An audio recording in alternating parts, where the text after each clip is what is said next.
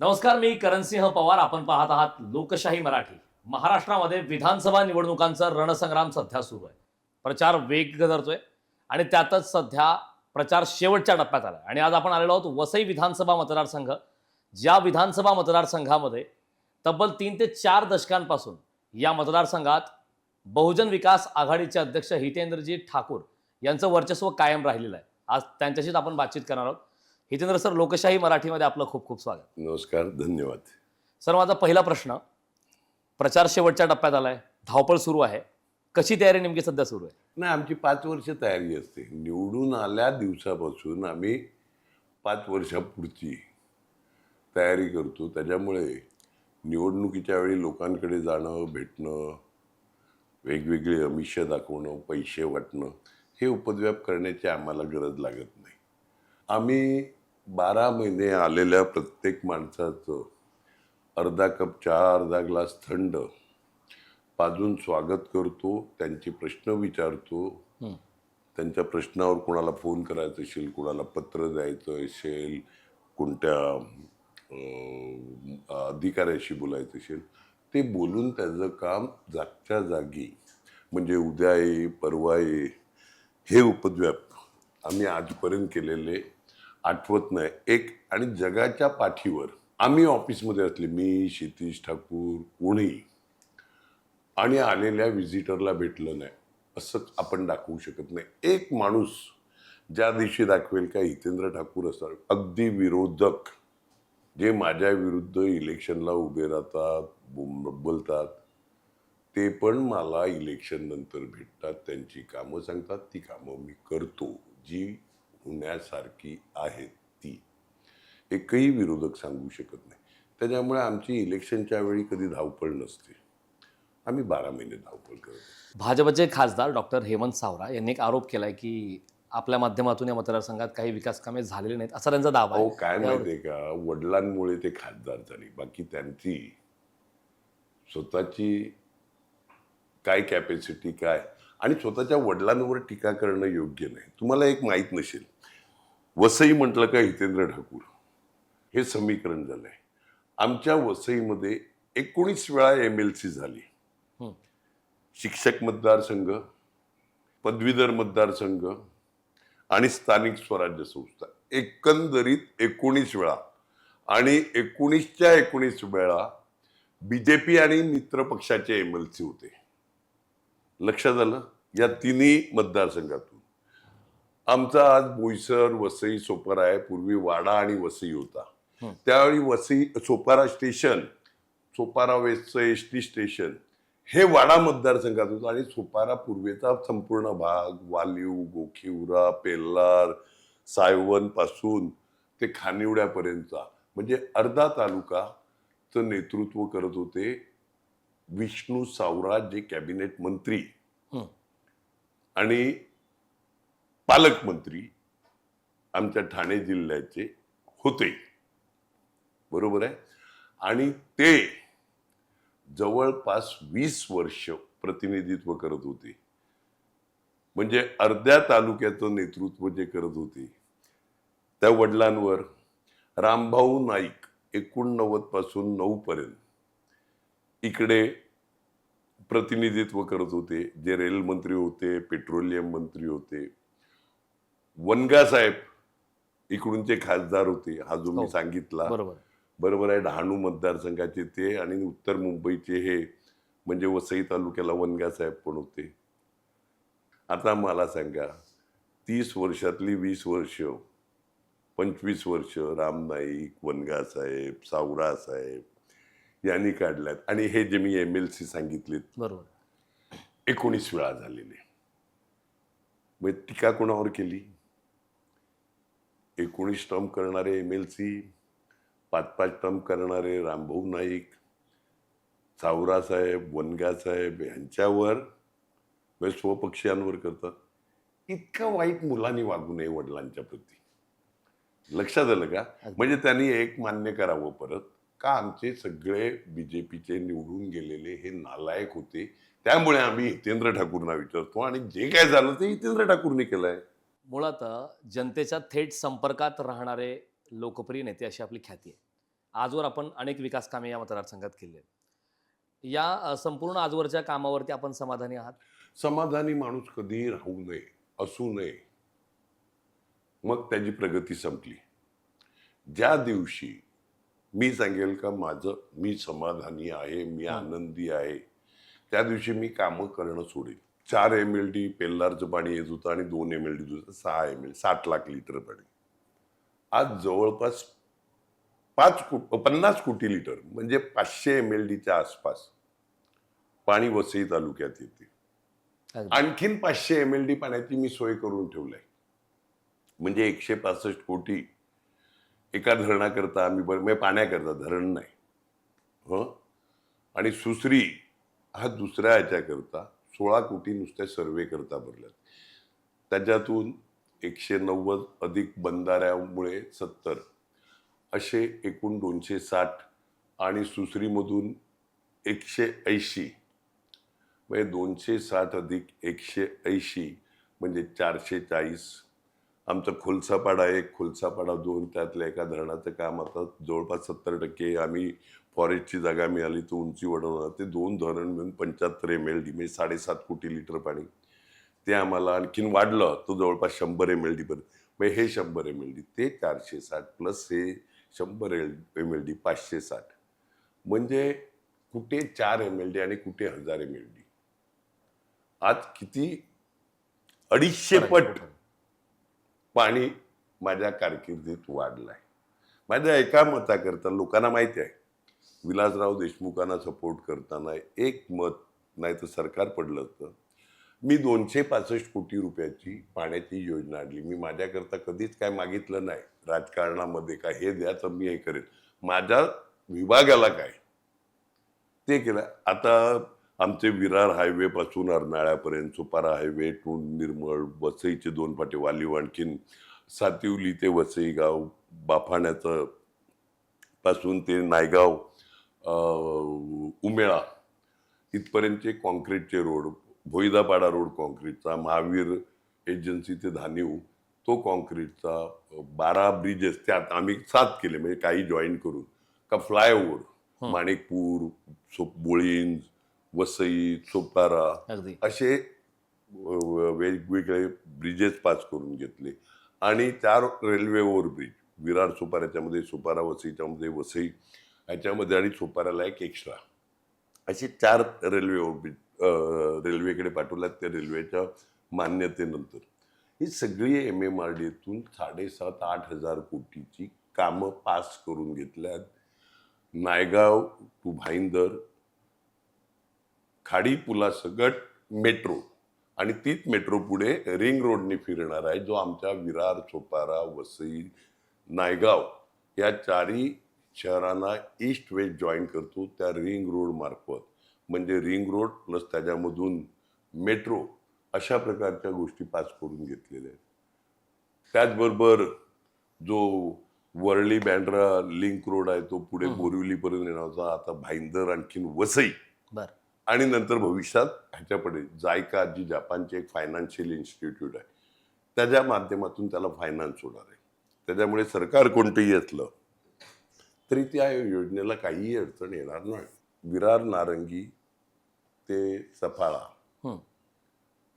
आमचा जिल्हा पालघर आहे आता, त्यामुळे पालघरला हायवेवरून उलट जाण्यापेक्षा हा ब्रिज त्याचा ऑलरेडी टेंडर निघाला आहे. एक वैतरणा खाडीवर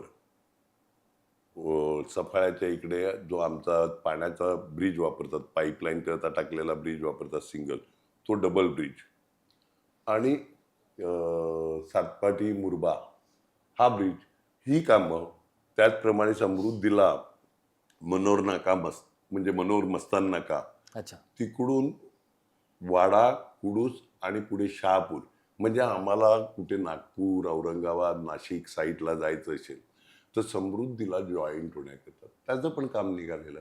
ही सगळी कामं करून घेतलं. या शहराचा विचार केला तर खूप वेगाने लोकसंख्या वाढणारा शहर, अशी शहराची जगातलं 1 नंबर लोकसंख्या वाढीचं शहर वसई तालुका आहे. बरोबर. तर यामुळे आगामी काळात नेमकी काय काय आव्हानं निर्माण होणार आहेत, विशेष करून बेरोजगारीची समस्या, तर यावरती नेमकी काय उपाययोजना असावी असं आपल्याला हे वाटतं? बघा, रोजगार आणि इंडस्ट्री यावी म्हणून ज्यावेळी ऑक्ट्राय होता त्यावेळी सगळ्यात कमी महाराष्ट्रातला सगळ्यात कमी ऑक्ट्राय इंडस्ट्री करता आम्ही लावलेला. आणि त्यानंतर जो LBT आला, तो LBT कुठे 3% कुठे 4% असा होता. आम्ही 1.33 का तर इंडस्ट्री गावातून बाहेर जाऊ नये. मग त्या प्रकारे इंडस्ट्रीची फेवरेबल ॲटमॉस्फिअर कसं राहील, लोकांना इंडस्ट्रीवाल्यांना त्रास कसा, व्यापाऱ्यांना त्रास कसा नाही होणार, आणखीन सर्वसामान्य माणसाला वीज कशी मिळेल. तर 4 सबस्टेशन म्हणजे आज 540 मेगावॅट वीज आम्हाला मिळत होती. 2 महिन्यापूर्वी त्याच्यामध्ये एक आम्ही ट्रान्सफॉर्मर म्हणजे बिल्डिंगला बसतो तो नाही, तो 100 मेगावॅट वाढली. म्हणजे 540ची 640 झाली. येत्या 2 महिन्यात आणखी 50 मेगावॅट वाढेल. एक आणखीन ट्रान्सफॉर्मर चार्ज होऊन त्याच्यामुळे 640चं 690. आणि त्याचबरोबर विरार चिखलडोंगरा सबस्टेशनचं काम चालू झालं आहे. कामणची केबलिंग चालू आहे, त्याचं सबस्टेशनचं काम चालू आहे. वसई ईस्टला एक सबस्टेशन होणार, म्हणजे EHV स्टेशन आणि HDIL विरार ईस्ट, अशी 4 सबस्टेशन अधिक सतपाळा आणि चिंचोटी. अच्छा. म्हणजे हे 6 ठिकाणी झाल्यावर जेवढी आज वीज मिळते ती डबल, जवळपास 1200 मेगावॅट तालुक्याला मिळेल. म्हणजे पुढच्या 20 वर्षाचा तरी प्रश्न विजेचा सोडवलाय. पाण्याचं मी बोललाय, रस्त्याचं मी बोललोय, वाहतुकीचं बोललंय. त्यामुळे हे सगळ्या ॲटमॉस्फिअरमुळे एक चांगलं. त्याचबरोबर आमचं कॉलेज आहे, तिकडे आज 1600 मुलं काम करतात. अच्छा. एक BPO KPO टाईप आहे. आणखीन एक जगातल्या फॉर्च्यून 500 मधल्या कंपन्यात त्यांचे क्लायंट आहेत. भारतातले एक पण नाही. म्हणजे तिकडे पगाराची रेंज आहे 20,000 पासून 20 लाख महिना. 300 पोरं त्या ह्याच्यामध्ये आणि 1300 पोरं या KPO BPO टाईप आहे. एक दिवशी बघा ते तुम्ही.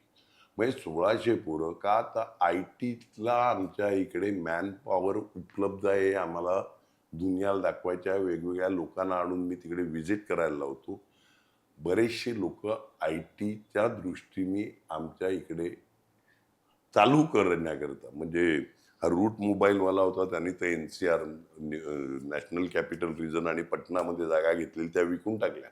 नाही बोलतो, इकडे सुंदर जागा मिळाल्या आम्हाला, मॅन पॉवर चांगली आहे. आम्ही ITच्या हिशोबाने पण विचार केलाय. 1600 पोरं काम करतायत, ते 3 शिफ्टमध्ये झालं तर 5000 पोरं होतील. लक्षात घ्या तुम्ही. अगदी. वाढवण बंदराचा मुद्दा आहे, आपला विरोध याआधी राहिलेला आहे, तो विरोध कायम राहणार का आणि विरोधाचं नेमकं कारण काय? नाही, हे बघा, आमचे मच्छीमार, मी उगीच करायचं म्हणून कोणाला विरोध करत नाही. आमच्या झाईपासून ते गुजरात बॉर्डरपर्यंतचे मच्छीमार हे मच्छीमार करतात. माझं म्हणणं काय आहे का, तुम्ही त्या मच्छीमारांना पटवून द्या ना. लाख रोजगार मिळणार, 11 लाख डायरेक्ट इनडायरेक्ट रोजगार मिळणार, अमुक मिळणार, तमुक मिळणार. स्थानिक माणसाचं काय? या मच्छीमारांनी कुठे जायचं? माझं पर्सनल काय, मी कॉन्ट्रॅक्टर नाही मिळत, मी सप्लायर नाही मिळत का, मी काय माझ्या स्वार्थाकरता तिकडे जाऊ? मला माझ्या मच्छीमारांचं तुम्ही समाधान करू शकतात का? उगीच हवेतलं बोलू नका. मच्छीमारांचं व्यवसाय आज पिढ्यानं पिढ्या आणि फक्त मच्छीमार नाही, त्यांच्या बोटीवर खलाशी म्हणून काम करणारे बहुसंख्य आदिवासी समाजातले, या सगळ्यांच्या पोटापाण्याचं काय, ह्यांच्या व्यवसायाचं काय, त्याचा विचार नाही तुम्ही करणार. बरोबर.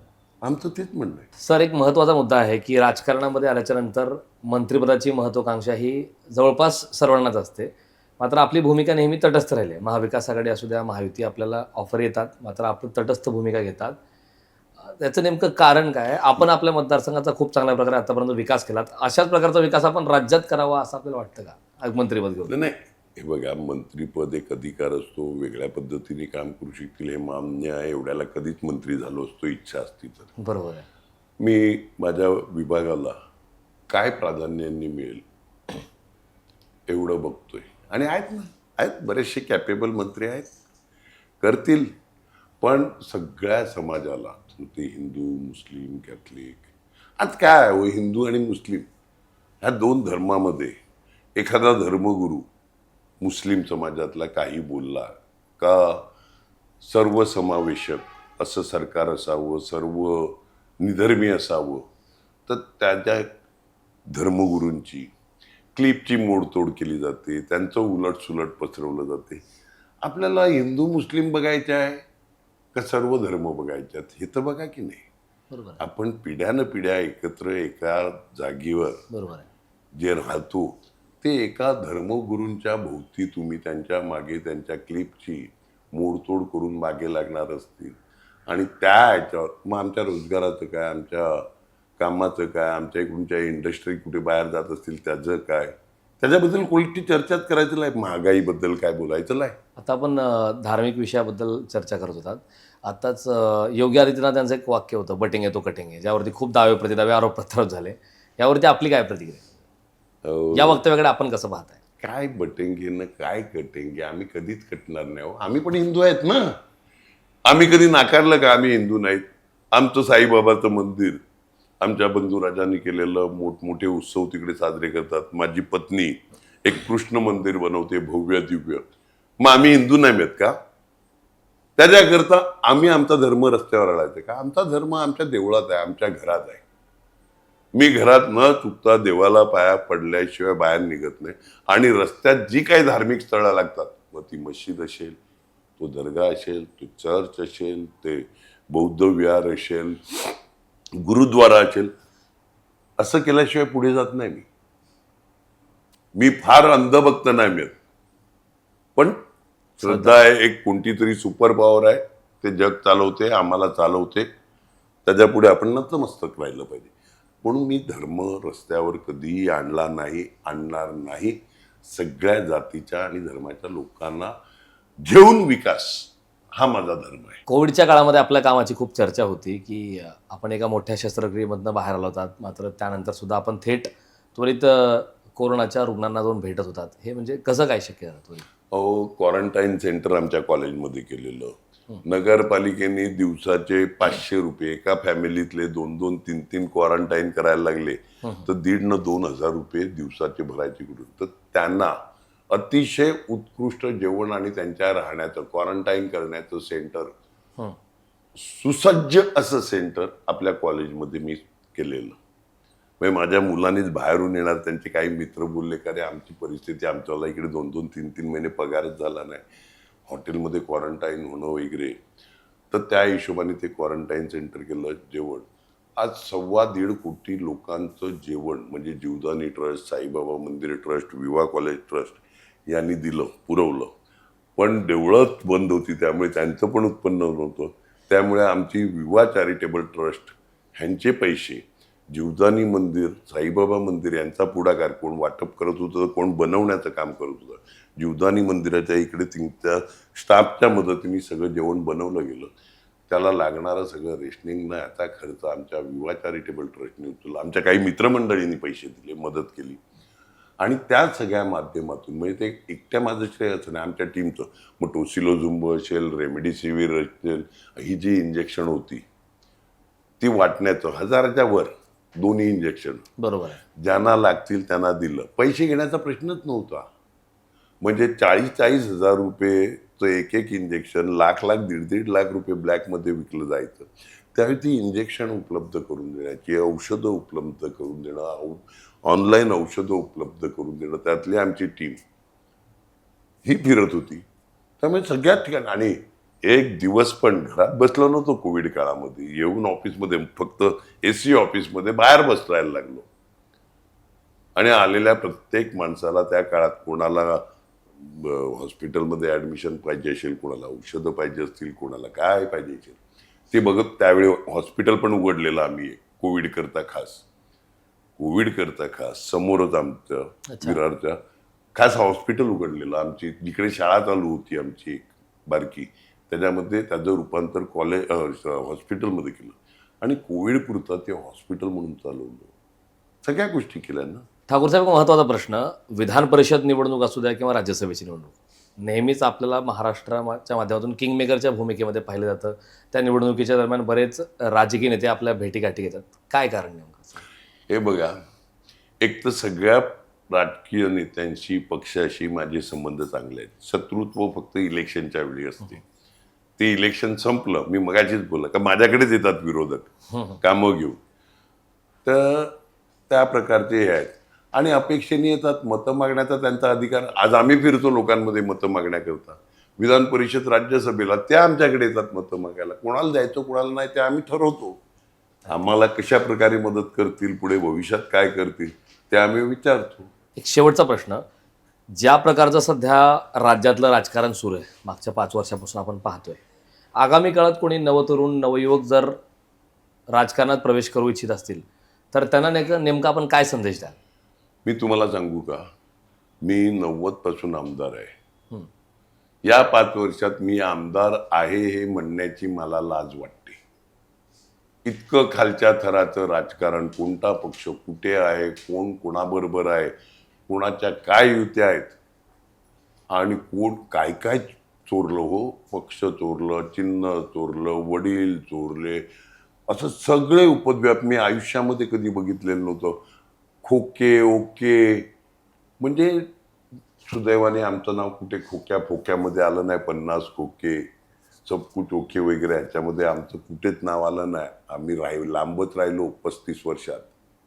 पण यावेळी लोकांना पण राग आहे आमचा, राजकारणाचा. आमचा म्हणजे माझा नाही, राजकारण्यांचा. लोकांना राग का आम्ही कशा करता निवडून देतोय आणि हे जातात कुठे. आम्ही दिलेलं मत एका विशिष्ट विचारसरणी, पक्ष आणि मग त्याचं तारतम्य नाही, काय नाही काय नाही, कुठेही जातात, काही बोलतात. काहीतरी ज्यांच्या बोटाला पकडून राजकारणात आले त्यांचीच बोटं कापायला निघालेली मंडळी बघितल्यात. हो, वाईट वाटते आम्हाला. त्यामुळे तरुणांनी किमान या 5 वर्षाचा आदर्श घेऊ नये. घाणेरडा आदर्श आहे. ठाकूर साहेब, आगामी काळासाठी, आगामी राजकीय वाटचालीसाठी आपल्याला खूप खूप शुभेच्छा. लोकशाही मराठीशी संवाद साधला त्याबद्दल खूप खूप धन्यवाद. तुमचं पण. तर हे होते हितेंद्र ठाकूर सर. यांच्या माध्यमातून आपण या मतदारसंघाच्या विकासाच्या व्हिजनसह संपूर्ण राज्याचं विकासाचं व्हिजन त्यांच्या माध्यमातून जाणून घेतलेलं आहे. पुन्हा भेटूयात एका नवीन मतदारसंघात. खूप खूप धन्यवाद.